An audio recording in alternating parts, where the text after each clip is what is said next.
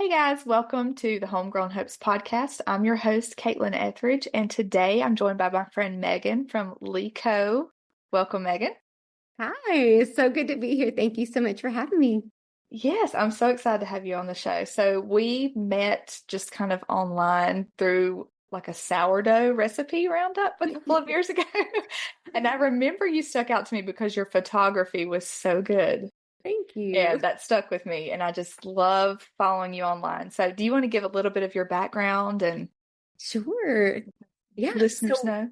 Thank you so much. I grew up on a farm in Victoria, Texas. And my dad was a farmer, grew up on a farm. And so farming and being outside was something that was always like, I remember growing up. And I remember being in the barn with my grandpa, and then even in his kitchen, he had an extractor for honey, and he was a beekeeper, and he would catch queens like in matchboxes. He would drive around town with hives in his front seat. He said he Oh never my had to gosh. worry about people breaking into his truck. That's a great security system. Yes, yes.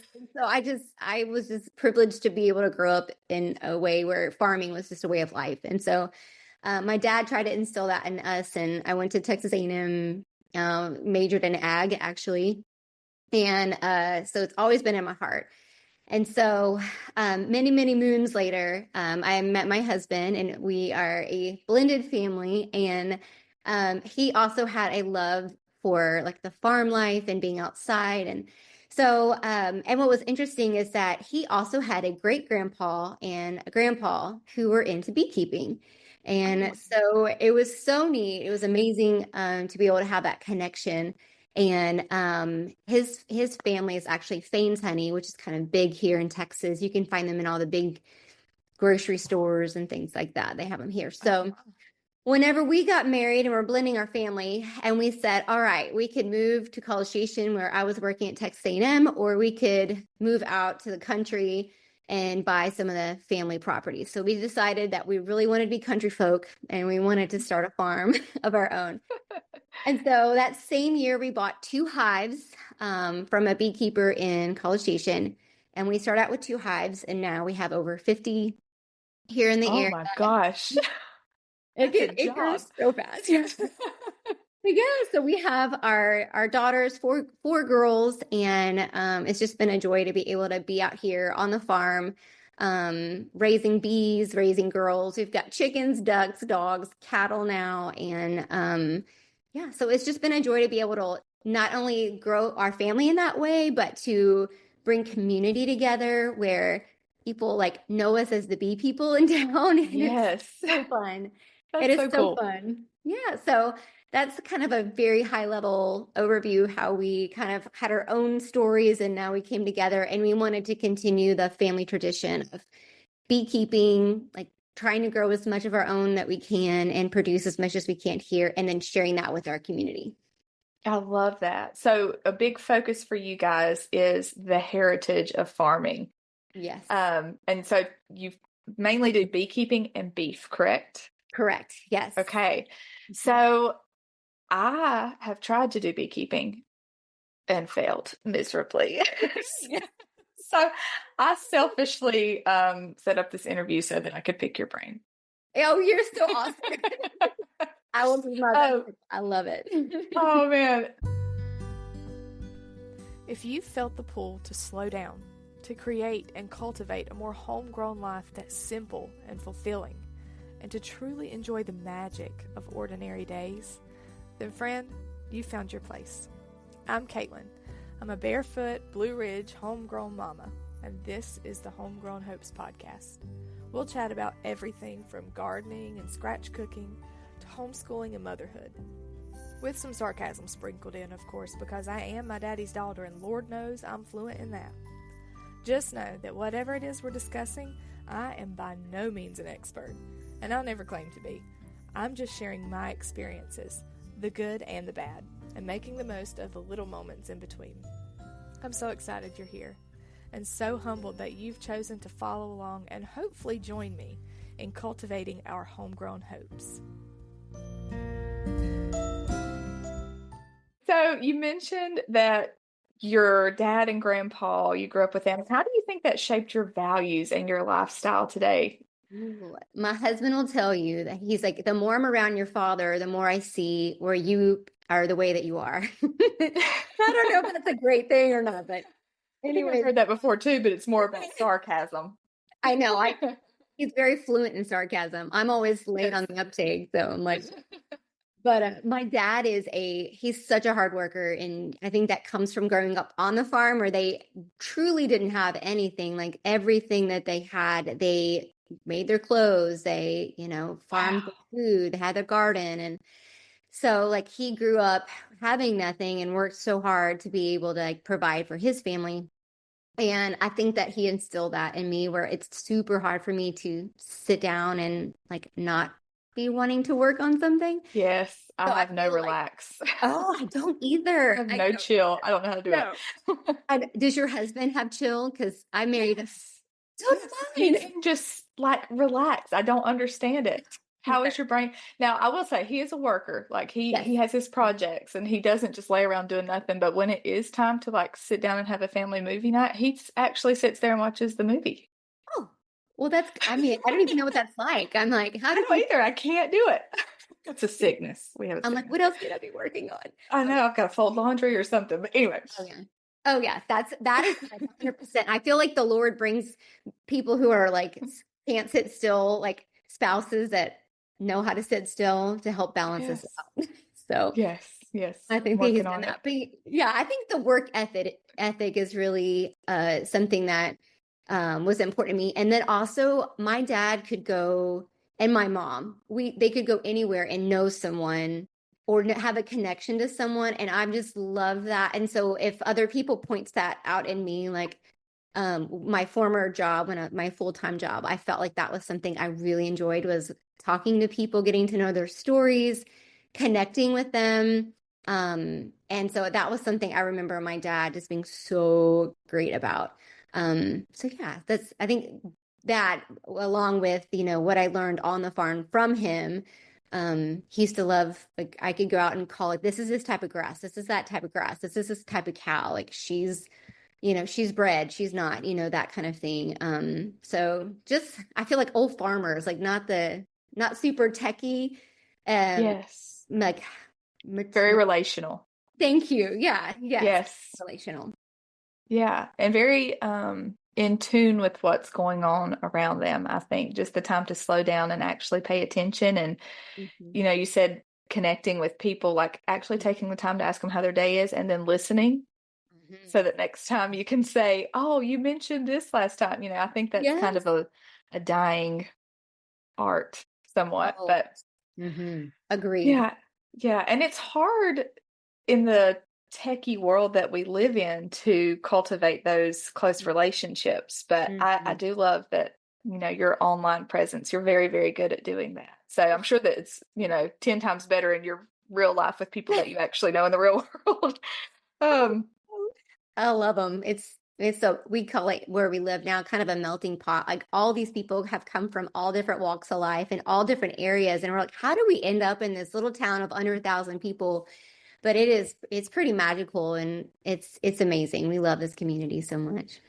oh, that's awesome. That is awesome. So you mentioned the things that you pulled from your dad. Now, you learned a lot of beekeeping from your grandfather. You said, what are some lessons that really stick out to you about growing up with an expert beekeeper? Ah, I think what I loved about him is it was such an intrinsic part of his life. Like it was like truly in the kitchen and he involved others in the beekeeping. So I was very young whenever he was still alive. And so I wouldn't say I was in high school when he passed away. And so he had his own special way of dealing with the bees. He would go out with maybe you know, I mean, not even any bee equipment really on him, like no suit or anything like that. I feel like bees now are a little bit different because of Gutsy. genetics. Oh Okay, yeah. that makes me feel better because Yeah, I no, am no. scared of them. I'm not going out with a suit, and No, I'm kind of don't. not Oh even yeah. going out We then. don't ever go out without anything. Like I have a video he tried to go out in a veil, beekeeping by Mandy. Like she made these beautiful veils, and I have one, and he went out just in that, and I was taking a video of him, and he just kept getting popped, and he was like, never mind. Oh gosh. No. Yeah. Our bees are spicy. Down in Texas, I had a conference in Montana, and we visited a beekeeper there, and they were so calm. They were such a different set of bees. It's so wild. But our bees are very spicy. They're hot down there in Texas. They are hot. And we keep them a little bit hot intentionally because they're so good for caring for themselves that way. So our beekeeping approach is less is more. And I think that's really what I learned from my grandpa. Like they didn't really have to treat for mites. I think like we do now, like people have to treat for mites now. But honestly, we've only treated for mites one time since 2017, because we keep our bees very, very, we let them be spicy. And we do practice a less is more approach, which is getting harder and harder to do because of the bee diseases that they deal with and the mites and things like that. But yeah, I think it gets less is more. And my husband's great grandfather and grandfather, I think they had more of like the less is more, reusing things and not buying new things all the time. I think that was something I remembered. Because it can get expensive. Oh, it's a pricey little hobby. Not that it's a hobby for you, but it's a hobby for me. I failed at. No. So I had this big plan that we were gonna, have our own honey, and we had hives. We would, lose one, but we kept at least one hive for several years, and did not get much honey. So I know it was an us problem because it's like rocket science. Like when I started reading all the beekeeping books, I was like, I'm in over my head. I think I'm just going to have to buy it locally. But I still want to do that. It turned into me making my husband go out and do all. He's like, I did not want bees. I'm sorry, I'm scared of them. Once that hive opens and it sounds like, I'm like, oh, I'm out. And I'm not really, Oh no, everything in your body is telling you run. This is danger. I was just talking with friends. Some of Darren's been working with some guys locally, and they'll go out with him, and he shows them like how he keeps bees and how he cares for them. And he shows them like, okay, this is a strong hive and this is why. And so he's been doing that with a few other like men in the area. And so I was talking to one of the wives, and they were like, when I am out there, it's just like everything in my body is like run. And I'm like, that is so normal. And I think it's so normal. So don't even be like, that's what our body is telling us to do. And that's very true. Mm-hmm. Because I don't particularly love snakes and spiders and like the normal scary things, but bees are the thing for me. Yeah. It is. It's that sound. Okay. You're making me feel better about myself. No. My husband's going to love you for this interview because maybe she'll finally go out there. Oh man. So for someone who's interested in small scale beekeeping, because if I ever do get another hive, I don't see myself being a production kind of person. I will just hope to get like my one little jar of honey for myself. What's some advice that you would give to somebody just starting out? Yeah, I would highly recommend finding a local bee association near you. The beekeepers in your region are going to know how to care for the bees in your region better than anyone on the internet or anyone anywhere else. Darren, probably one of the best things that we did is there was a mentor, and he started, it's called the Texas Friendly Beekeepers Facebook group. And there's like thousands of people in it now. But he's a retired gentleman who just knows bees in the area, and he came and he kind of walked Darren through some things, and it was the best thing in the whole world. So just finding people locally who know the climate, who have cared for bees, they're going to know where to get resources. They might have some resources to share. True. And a lot of the beekeeping associations, they have like beginner programs, so they'll pair you with a mentor. They have some where they will work with the kids and give the kids like free hives, free suits, all kinds of things, and help walk them through that, because they recognize the importance of like teaching people so they can continue on with beekeeping, because we truly do need the bees. And even if you want your jar of like honey, which is so awesome, but they're also pollinating so many things around. Very true. That was what was the selling point for my husband, is because we have some fruit trees and like a food plot, because he's a big hunter, and he was like, oh no, we'll have the bees out there in the garden, that was was the trade-off. I was like, okay, well, you also are going to have to go out there in a suit. But that's so true, because we did like a class through our local cooperative extension, and I found that bee people, just like homesteading, gardening people, they are very willing to share what they know. There's not a whole lot of gatekeeping in this community. Like, well, I'm not going to tell you how I keep my hives healthy. It helps everybody. It's beneficial. So I have definitely found that to be true. Everybody wants to share what they know. Yes. In a good way. I think another thing that we always tell people is to start with 2 hives. And that way you can share resources between the 2 of them. And then you can say, okay, this hive is stronger than Y. And if it's one stronger, you can, we've pulled frames from some hives that are just rock stars. And so then you have the brood from that hive, which they may have really superb genetics, and put them in a weaker hive. Or if they need honey or pollen or anything like that, you can share resources. So that's really helped to have at least 2 hives when you're getting started, to help you. Oh, that's so smart. So yeah, that's you really know what you're talking about.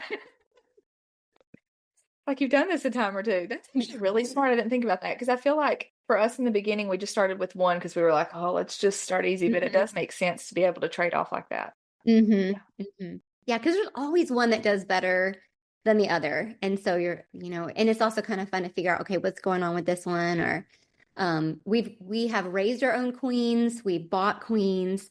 And so it's neat to see how the genetics kind of take over, and, which hives are doing better than the others and why. So we get kind of nerdy with it. Well, I am the same way. That's why I find that very interesting. And when I started reading about this, like I said, there is so much that goes into it. But you mentioned the less is more approach. So, like, how often is there a certain amount of time that you're checking your hives and opening it up and messing with the bees, or is it just kind of an as needed thing? Yeah, that's such a good question, because I feel like everyone does things so differently. Yeah.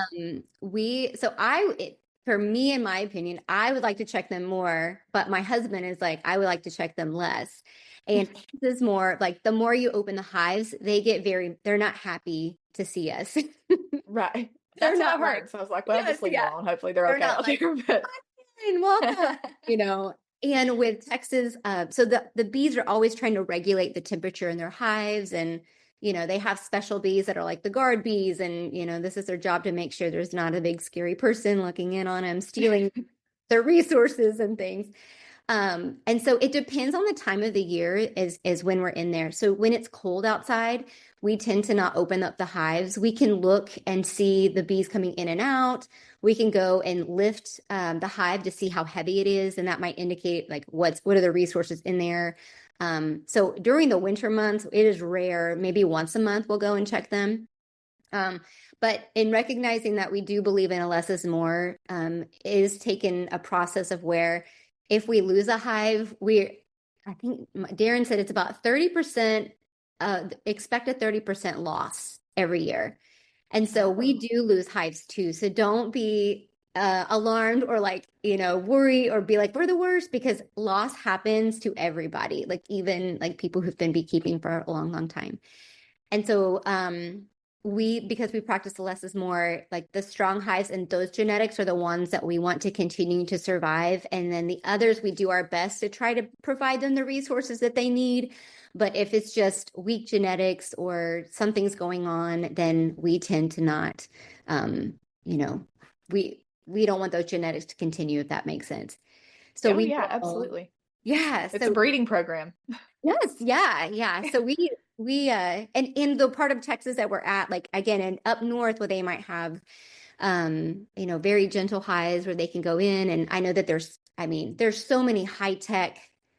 We're not there. That's not us. And so I guess I want to be like upfront with, our production is, honey and wax. And also it's not like our livelihood either. And so it's a huge part of like a business that we have, and we want our business to be thriving. And so we're able to do that, but it's not like 100% our livelihood. So I want to be like honest with that. So I feel like I'm going to the place. No, that's how this goes. Yeah, that's totally my show outline. Okay, perfect. There's no organization in this. I'm like, you're doing great because I like the rabbit trails. That's where I feel like you get the most information. So yeah, you're great. okay, good. So okay, let me organize my thoughts here. So I'm thinking like we've definitely lost hives. We don't even have any bees right now. Uh-huh. So what do you think Mm-hmm. for someone who's just starting out? What are some of the biggest challenges that like the beginner beekeeper will face?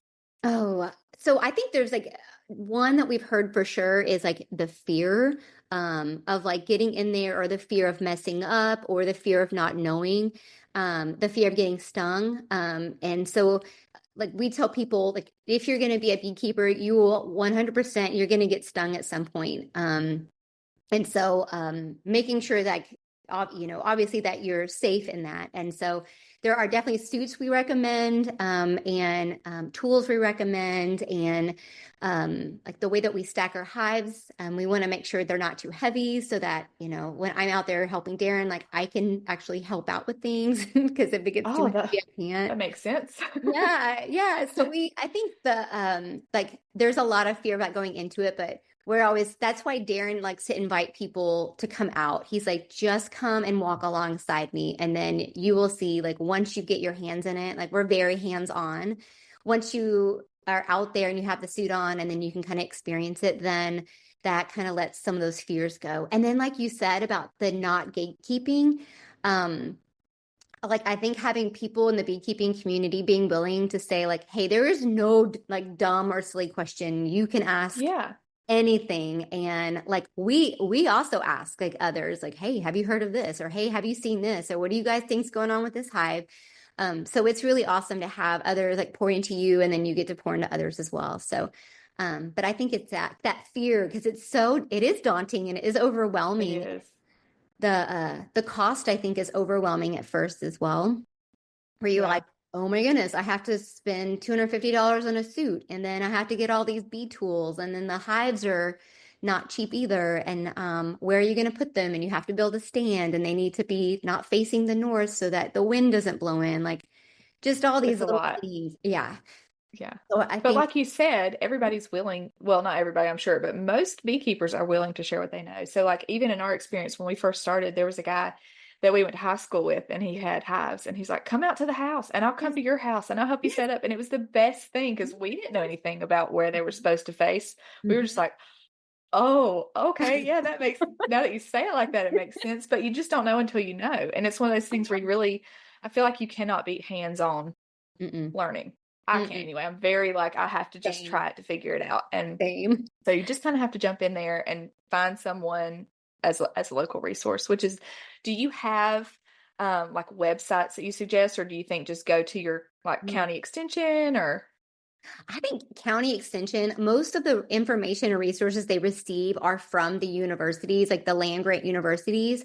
And I'm also preaching it because I used to work at a land grant university, so I really appreciate the work that goes into that, like with research and like resources Absolutely. and what they provide. But also we have received such great support and information from people who have just like have been beekeeping for decades, and they're like, well, science may say this, but this is Right. so it's kind of a balance, of like where So you may even be able to find someone like at your local farmer's market. Like I know yeah. we sold produce at the farmer's market years and years ago. We thought that was going to be a good thing for us with a newborn. Turns out, and full-time jobs, turns out it was a lot of work. Yeah, I know. But that's where I know we're not doing it right now. Yes. But we made such great connections, and the people there, like even obviously we were not going to be competition for them selling honey, so it's not like they really had to watch out for that. But people are so willing to share that information, so that might be a really great place too for people to. Yeah, that's a great idea. To pick their brains, yeah. And I think they're willing. Like I love farmers markets because that's where you get to like chit chat and talk with people, and I love getting to know like, well, why are you getting into this? Like, tell me. And so that's such a great and because it's local, so I think that's such a great place to start to look for people too. Yeah, absolutely. And okay, so you mentioned you guys are kind of the more traditional hands-on. how do you think you balance like modern practices with traditional practices? Because I know there's a lot of technology, everything's always changing. How do you find that balance? Yeah.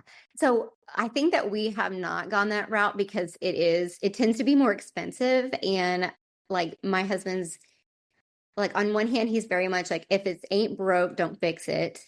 But on the other hand, he works in IT, so he loves gadgets. Like he likes all the things. And so like I know that people use like these heat guns to be able to detect. So he has just what you would use like a normal like heat gun. So he will find something that's not necessarily like for bees or for keeping bees or any of that, but he would like repurpose it for something else. So I think he does a good job of trying to figure out like tools and things like that are least expensive. Um, I but like that. yeah, I know. I'm That's, like, yes. it's a great skill to have. Oh yeah. Oh yeah. And I think like him working, he tends like I'm like the person who I'm like, sign me up for a class. I want to learn from the expert. I'm like, give me all the information. Like I want to be hands-on. He is not like that. He is like, let me go out and go learn for myself. Let me like it's almost like the bees are teaching him, which is really cool. Like I wish I was more like him in that. Or he's like, let me find a guy who's been beekeeping. Like there was one that worked at Texas A&M and his name is JT Ash, and he's like known in the beekeeping world here in Texas. Is like he's so amazing, but he is like self-taught, like learned, but he kept bees. So Darren's like, I want to go walk alongside that guy. You know, that guy who's Oh, maybe the absolutely. PhD, but he's been living and working there. So his mentality is more of like, I want to learn like the old school way, for lack of a better term. Yeah, well, there's some balance there. So once again, you guys kind of balance each other out. Yeah, we Yeah. do. He's like, Well, stop marriage. setting me up for stuff. Like he took I was like, you should take a queen rearing class since we talked about queen rearing. And he appreciated it and he did learn from other like people and things like that. But yeah, my mindset is like, well, I would rather like learn it how to do it the right way so that we don't have to like I don't want to say waste time, but we don't take time to learn, but like we know it. Mm, He's like, I yeah. love taking time Trial to and learn. error. He loves that. So yeah, like you said, the balance. Yeah. So what inspired you guys to turn this into a family business? Ooh, that's good. Well, it's sort of like some of the other things like in our family, like the photography and some other things where like we just had people locally say like, "Hey, can I get a jar of honey?" or how much would you charge? Or, we had one man reach out and he has calculated how much honey he needs to have a tablespoon of local honey every single day. So he Wow. brings us his jars, like all these different size jars, but he's kind of like, if it all goes in these jars, I will have enough for the year. And so it was like people like Impressive. that coming to us, asking for the local honey. And I think people now are so in tune with like their health and they want like a natural like option. Like they don't want pills, they don't want XYZ. And so especially people with allergies or other medicinal like properties of hives, like the propolis or even like honey in and of itself, the raw honey and all the great things that it has in it. So when our community was saying like, we really want this, then that's when we said, okay. And I love like the marketing side of it. I love getting to know people. I love like, I like pretty things, I guess. I like Well, you're very good at it. Thank you. I'm like, what would I want the jar of honey to look like on my counter? Like, my dad has the plastic, Oh, yeah. bottles everywhere. But like, the more we read about it, the more we're like, okay, glass is so much better because we don't want plastics leaking into our honey. And we want our customers to be able to reheat honey because it's good forever. So even if it crystallizes, like we try to teach people, this is how you can rewarm it. And so with our community asking, and then like, for me, I'm like, well, if we're going to do it, like, let's do this. And Let's so make it pretty. Yeah. just make it pretty. Your jars are so pretty. Thank Oh, you. You're so sweet. yeah. Well, I it's love the things like that too that catch people's attention. There's a million honey companies out there, but there's one that's it. going to stand out with Yes. labeling and the Yes. style of jar. And so Yes. you nailed it. Thank Yeah. you. That means a lot. I remember it. That's so funny. When you mentioned the jars, I was like, I remember what her jars look like. You're so, oh, yay. It's so funny. Yeah. Yeah. Thank Good you. job. Thank you. Like, I'll tell Darren. He's always like, Well done. It took him a little bit to get like why the bottles and like the story, because I'm like, when I'll pay for a product when I know like the people behind it and why they want to provide this and what's important to them, and then like it's a quality like jar that they can keep for a long time. And I love seeing when people are finished with their honey, they'll either bring it back so that we can fill it like our local, or they'll repurpose the jar and put like flowers in it, or like I've had some return it to me full of jam like that they made out of like how cool is that? It is so cool. I know. I was like, it's so cool. And I just love like the community aspect of that. That's so neat. And I think people really, there's a movement of that. People want to know the story behind what they're purchasing. Because it's so, we're so consumed with buy that I think, people kind of want to be a little bit more intentional and hear the story of the family behind the product. So that's really neat. And you guys have done a great job of that. Thank you. How do you, because I know it can be really easy when everything's so fast paced and, you've got to, especially this time of year, we were kind of talking before we came on, like the Christmas season, here we are. How do you keep it family centered? How do you get the girls involved? What does that look like? So the girls, we've had like their own bee suits, and Darren has actually gone to their schools before to like share about beekeeping, and he lets the girls come and show like this is a frame, and we have a live hive now. And so when we go out to do the farmers markets, the girls come and they help. They have not gone out to the hives as much. They like to go and look at them, but they still have that, a little bit of that fear. Yeah. And the baby, when she gets the ant bite, her whole leg swells up. So I've been the mama to not let her go, even though she would be right up in there and be fine. But they love helping with like the bottling of the honey, the processing the honey. Like we have a hand crank, and they are in there cranking. They're putting stickers. Like if you see a sticker on our jar that's a little lopsided, one of the girls probably did it for me. Stuck with love. Oh yeah, it is definitely stuck with love. So they love more of like the once Darren, when we have the honey like in the jars and we're like bottling, that is their favorite part. And they love going to the farmers markets. And our girls are shy, except for the little one. She's not as shy. So we love having them come out to like the farmers markets, and they get to kind of talk a little bit about it or help like with, taking money and giving change back and things like that. Oh, yeah. That's community building, that next, generation. I love that. Yeah. Yeah. So they're more of like on the marketing, like bottling kind of side of it, I guess. And Nola, she's the 11-year-old, and she's always like, Mom, can I design the next shirt? Or let me design like the bottle. So she's really into art. And so like, that's kind of like, she wants to help out with that. So maybe we'll have a label that she has like, that's cool, or something like that, because she's like super into that right now. That's so neat. And so you can use their own skills. And we've kind of seen that too with our kids. So we have a woodworking business, and we do like charcuterie boards and spoons and all that. And my daughter wants to be the one to like draw a picture of the board, or she's like, I know she's heard me talk too much, because she's like, I think we need to design logos today. Let's do some logos. Okay, so she'll do that. But my son wants to just be running the sander and like hacksawing something. He wants to be very, in there aggressive. So they get to do their own thing. Oh, I love it. Yeah, but it's nice to be able to do that, as a family business. You can kind of play to their strengths to get them involved. So I love that. I love that that's what y'all do too. And like they feel validated, and like they feel like it is a true family business, it's not absolutely. Like they love going to feed cows, and then, this mama cow, this baby belongs to this mama cow. And, they helping to look at that. And when we're working cattle, like they're there helping. And so it's just, and I love how you said playing to their strengths, because like, again, you're like, I see you and you're part of this and you're important. And this is specifically why you're important, like for this business and how you're helping. Yes. So that's so awesome. Yeah. And I think with us, it's helped too, because, my children thankfully like to work. Good. I don't know what it would be like if they didn't know it'd be tough. But I think hopefully it's because they've gotten to kind of, like you said, they realize that they do serve a purpose in the Yeah. business. It's not Yeah. just working just to, be Mhm. busy, but like, I Mhm. actually need your help. We have holiday orders to go out. I'm gonna need you to get your sander over here. That's awesome. My arm's about to fall off. Can you please Yeah. come help me? So, Turn. Just yeah, build a it's your turn. And he loves that. He feels, like he's, very involved. So I love that you guys do that too. That's a really Yeah, neat thing. that is cool. Okay.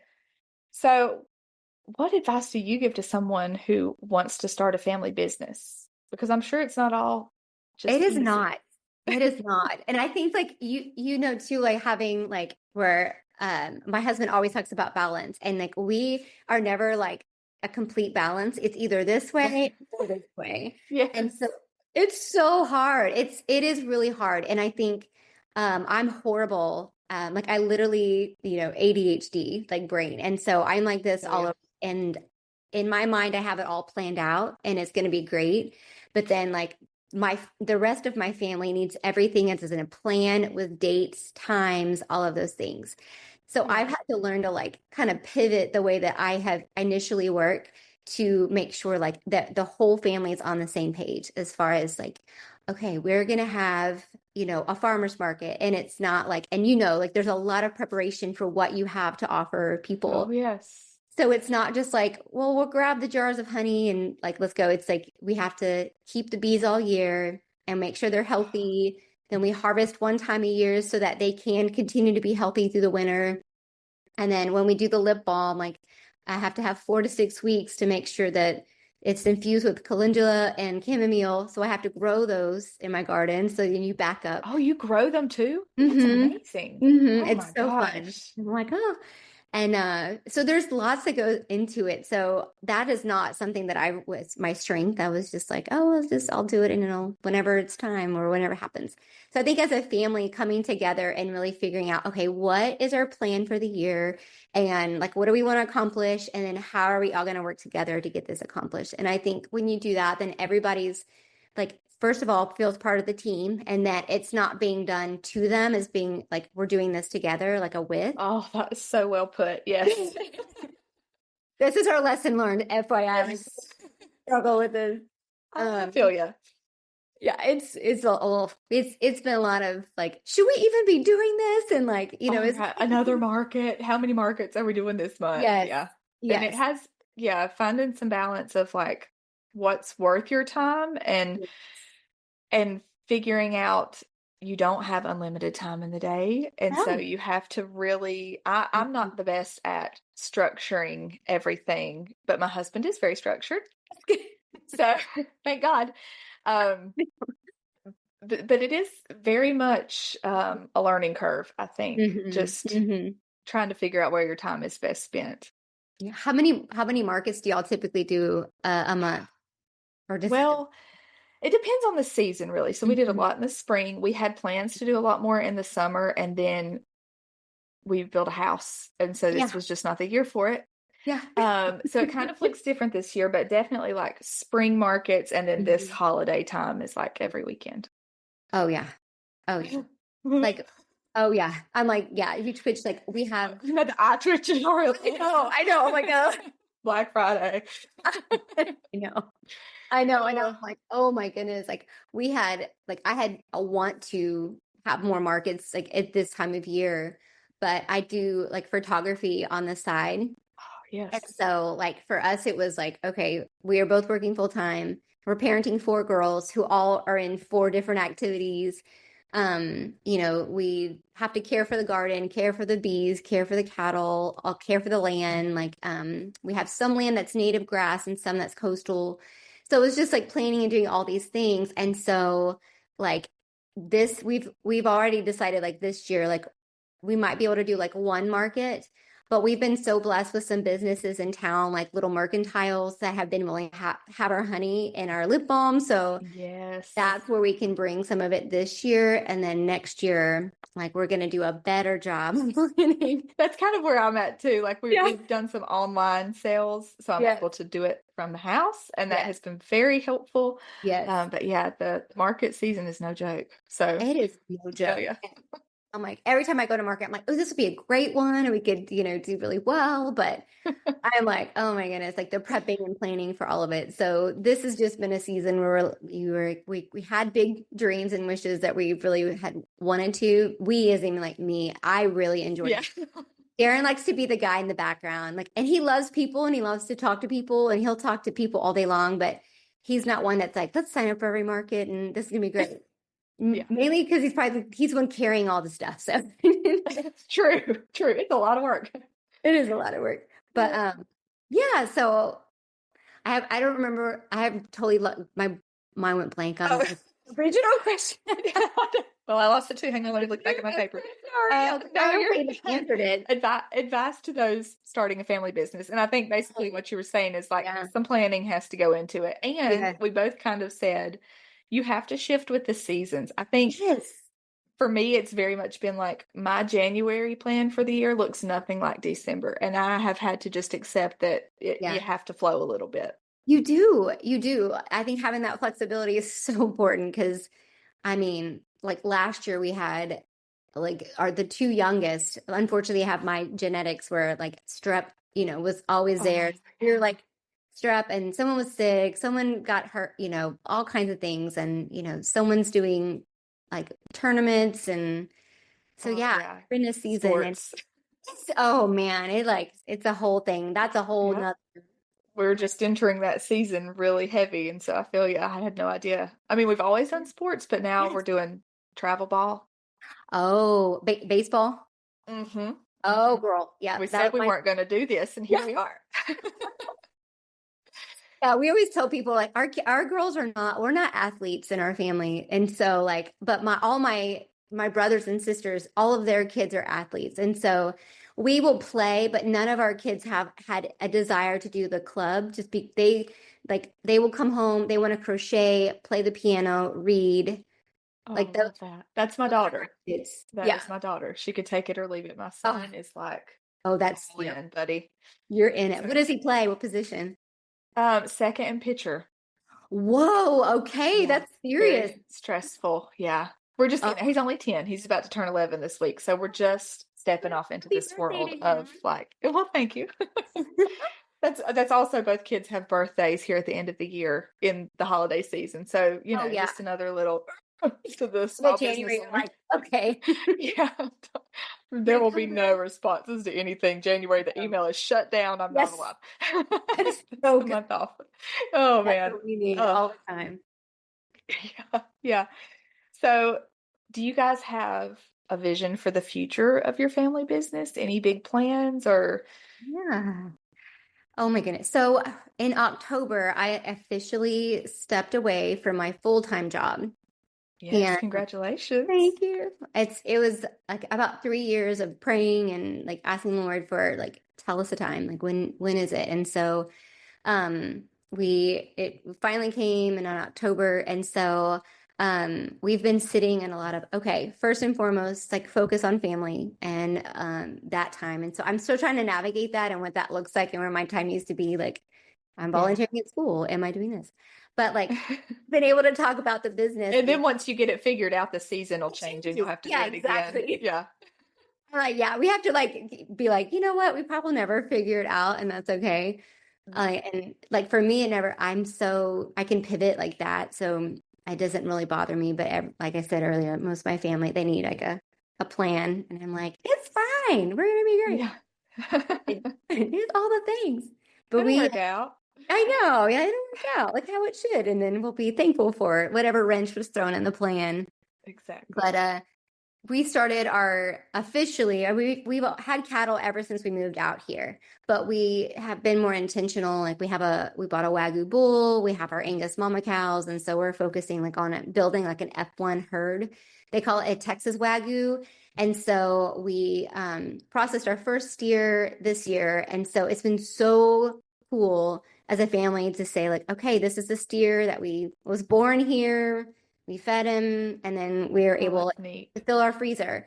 And so we've had other families kind of the same thing where we want that. We would love to have, where we know that where the steer was raised and, what was fed and especially like family members. And so I think for our farm, we're definitely spending more time on just growing that F1 herd and looking at the genetics for that. We're going to be keeping it pretty small. I think we have about like total 30 head right now, and I don't see us going over that. So I don't see us being one of these huge ranches that like supports, food or grocery stores or anything like that. But just which we love anyways. And then that's with the cattle. We're really excited about that. And then with the beekeeping, we feel like we found our sweet spot with like around the 50 hives. Like that's where we feel like we can manage that just like as a husband and wife team. And it'll fluctuate like, to 45 to 55, but around, that 50 range. And so we feel like that's kind of our sweet spot. And we've recognized like, okay, we're not big enough to be able to build this huge facility, but we're like, we've definitely kind of outgrown like our space here. And so right. It's a tough place to be in. It is so hard. We're kind of there ourselves. Yeah. And you're like, thing, like, it is like the workspace and like all the bee equipment. Yes.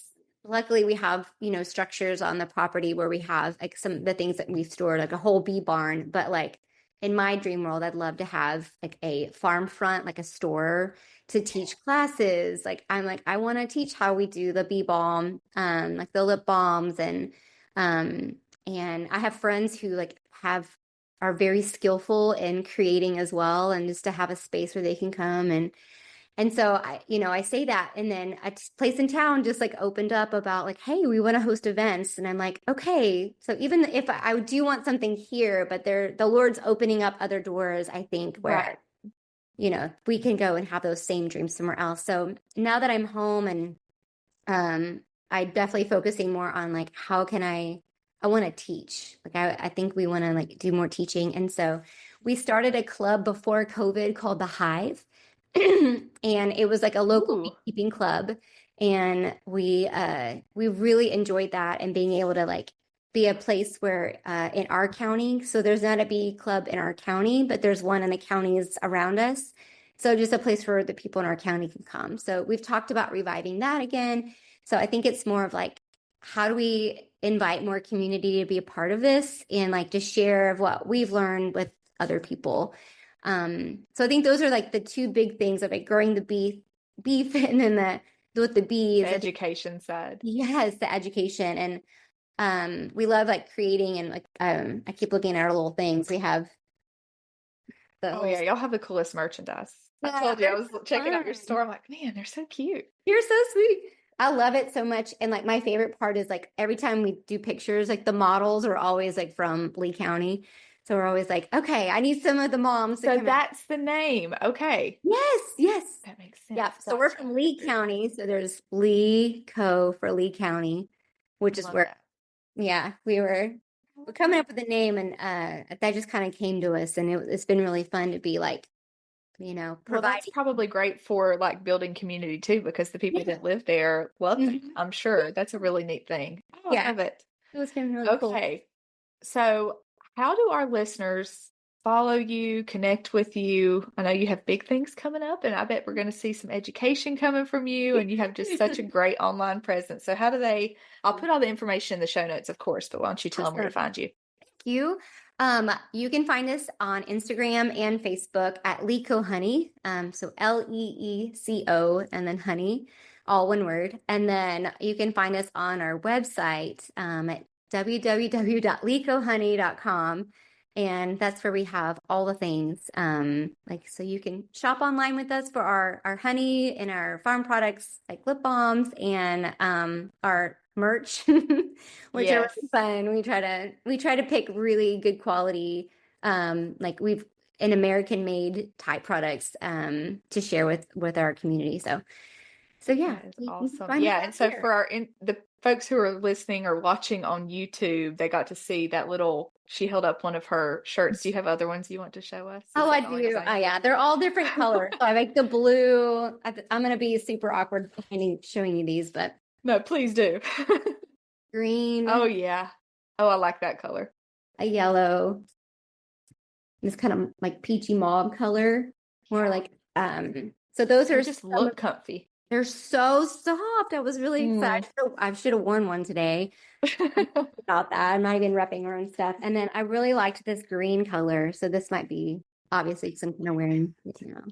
But winter we'll have sweatshirts, and then during the rest of the year we have like t-shirts, and we tell people like every time that you purchase something from us, the money goes back into bringing more bees into the county and helping care for the bees that we currently have. And so I love that, we use like local folks to print the shirts, and like they're supporting local artisans that way as well.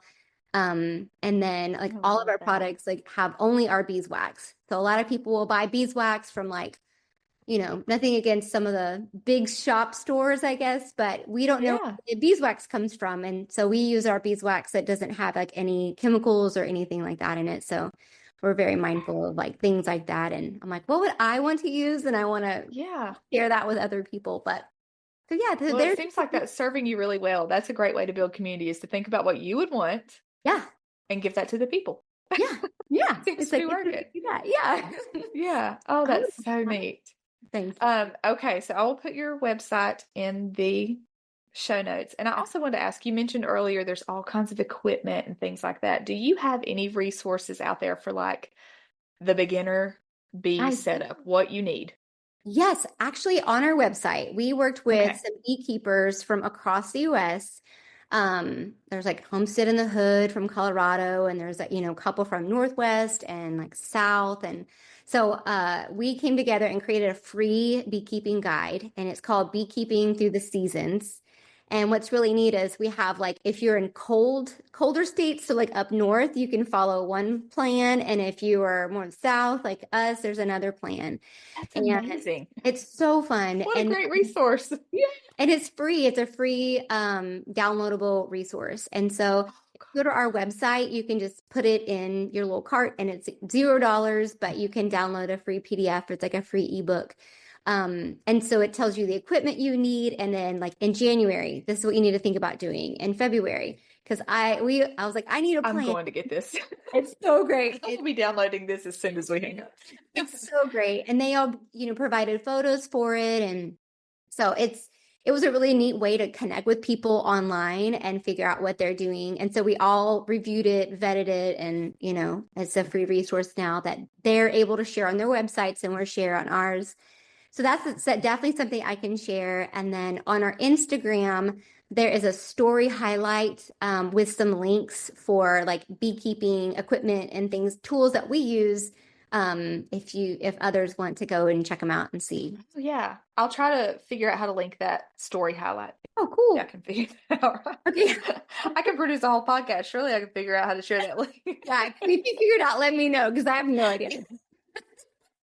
I'm like, technology. Yeah, gosh, I feel that.